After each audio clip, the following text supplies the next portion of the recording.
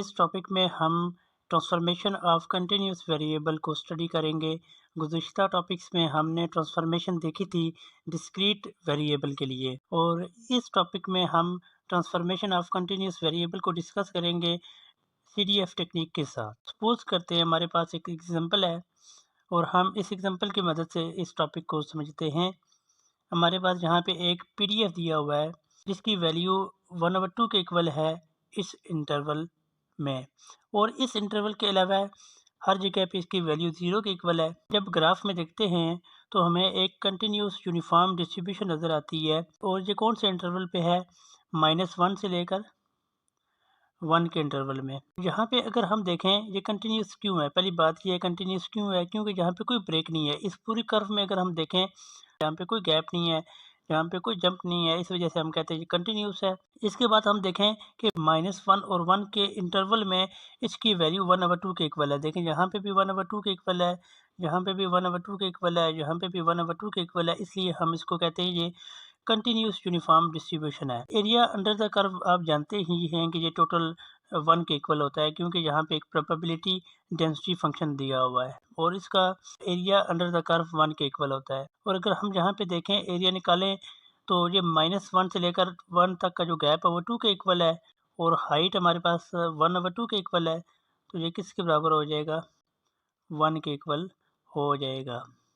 इस स्लाइड में यही बताया गया है कि जो ग्राफ यहाँ पे दिया हुआ है वो यूनिफॉर्म कंटिन्यूस डिस्ट्रीब्यूशन का है और उसका इंटरवल -1 और 1 का है। अब इससे पहले हम जब भी कैलकुलेट करते थे किसी भी फंक्शन की PDF को कैलकुलेट करते थे, तो उस सूरत में हमारे पास जो PDF होता था सिंपल रैंडम वेरिएबल x का था। लेकिन अब हम PDF फाइंड करना चाहते हैं x के बजाय x² का, यानी कि जो भी वैल्यूज होंगी हमारे पास x की, हम उन वैल्यूज का स्क्वायर लेंगे, उसके बाद हम उसका PDF फाइंड करेंगे।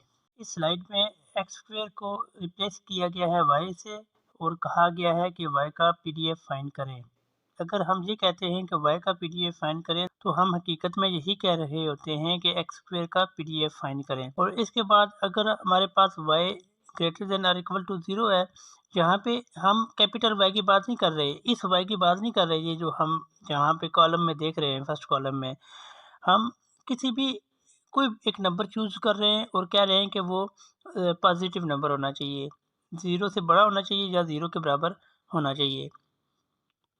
Y की वैल्यू हम चूज कर रहे हैं कि ये 0 से बड़ी है, तो उस सूरत में x² की वैल्यू y से कम होगी या उसके बराबर होगी। देखें यहाँ पे जो सारी वैल्यूज़ हैं वो मैक्सिमम 1 के इक्वल है और मिनिमम 0 के इक्वल है, और इस सारी वैल्यूज़ क्या हैं, 1 से कम है।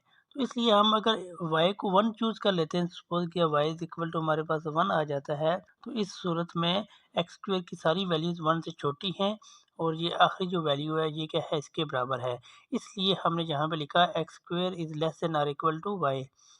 और जब हम इसका स्क्वायर रूट फाइंड करते हैं तो ये किसके बराबर आता है, x, ये कैपिटल X है, कैपिटल X किसके बराबर आता है, +-y के इक्वल आ जाता है। यहाँ पे एग्जांपल दी हुई है कि सपोज करते हैं हमारे पास जो x² है वो अगर 0.25 के बराबर है, तो अगर इसका हम स्क्वायर रूट लेंगे तो ये जवाब आएगा हमारे पास 0.5 और -0.5, क्योंकि x² जो 0.25 है ये -0.5 का भी 0.5 का भी स्क्वायर होता है और +0.5 का भी स्क्वायर होता है, इसलिए हमने दोनों वैल्यूज़ यहाँ पे लिखी हैं। और टेबल में जब हम ये देखें कि जो रेंज है y की वो 0 से स्टार्ट हो रही है और कहाँ पे एंड हो रही है, 1 पे एंड हो रही है। इस टेबल को अगर हम देखें तो पहले कॉलम में हमारे पास जो x की वैल्यूज़ हैं और दूसरे कॉलम में हमारे पास x के करस्पॉन्डिंग y की वैल्यूज़ हैं। हमने इन वैल्यूज़ का स्क्वायर फाइंड किया हुआ है। इस स्लाइड में ये बताया गया है कि हम y का PDF फाइंड करेंगे।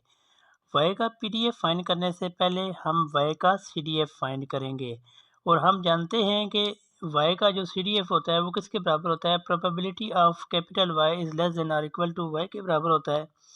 तो हम इसलिए लिखेंगे कि जो कैपिटल Y का CDF है वो इस प्रोबेबिलिटी के बराबर होता है, और y किसके बराबर है, x² के बराबर है, तो इसकी जगह हम लिखेंगे x² इज़ लेस देन और इक्वल टू y लिखेंगे। और इसके बाद हम जहाँ पे इसका स्क्वायर रूट लेंगे दोनों तरफ, इसका भी और इसका भी, हमारे पास x किसके बराबर आएगा, माइनस के रूट ऑफ वाई प्लस के रूट ऑफ वाई। हम पिछली स्लाइड में इसको देख चुके हैं। और इसके बाद हम ये जानते हैं कि अगर हमारे पास एक इंटरवल दिया हो, ये इंटरवल है, रैंडम वेरिएबल x का इंटरवल है, माइनस के रूट वाई और प्लस के रूट ऑफ वाई, ये एक इंटरवल है। और इसके अलावा अगर हमें एक प्रोबेबिलिटी डेंसिटी फंक्शन दिया हो तो हम निकाल सकते हैं उसका CDF अगर हम उसकी इंटीग्रेशन करें उस इंटरवल पर। तो हम ये f(x) की वैल्यू उस इंटरवल के लिए यहाँ पे पुट करेंगे जो स्टार्ट में एग्जांपल में वैल्यू CDF की प्रोबेबिलिटी फंक्शन की दी हुई है। पिछली स्लाइड में हमने जहाँ तक इसको स्टडी किया था।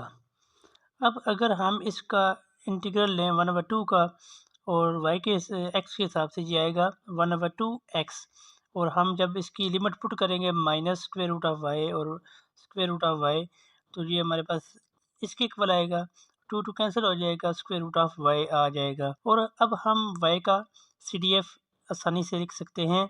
हम जानते हैं कि अगर इस इंटरवल से पीछे CDF की वैल्यू क्या होती है, टोटल प्रोबेबिलिटी 0 के बराबर होती है, तो हम लिखेंगे 0 से कम वैल्यू के लिए टोटल जो प्रोबेबिलिटी होगी वो 0 के इक्वल होगी। और इस इंटरवल में हमने जहाँ पे देखा कि इस इंटरवल में इसकी वैल्यू किसके बराबर आई है, स्क्वायर रूट ऑफ वाई के बराबर आई है। और अगर हम ये कहें कि वाई की वैल्यू 1 से ग्रेटर या इक्वल है, तो हम जानते हैं कि 1 के बाद इसकी जो टोटल प्रोबेबिलिटी हो जाती है वो 1 के इक्वल हो जाती है और उसका CDF 1 के इक्वल है। हम जानते हैं कि जब हमारे पास एक CDF गिवन हो, उस CDF से हम प्रोबेबिलिटी डेंसिटी फंक्शन की वैल्यू कैसे फाइंड करते हैं। हम उस CDF का डेरिवेटिव लेते हैं तो जो जवाब हमारे पास आता है वो एक प्रोबेबिलिटी डेंसिटी फंक्शन होता है। लास्ट एग्जांपल में हमने CDF यहाँ पे दिया हुआ है ये देखा था, तो इस पॉइंट पे 0 था, इस पॉइंट पे 1 था और जहाँ पे हमारे पास स्क्वायर रूट ऑफ वाई था।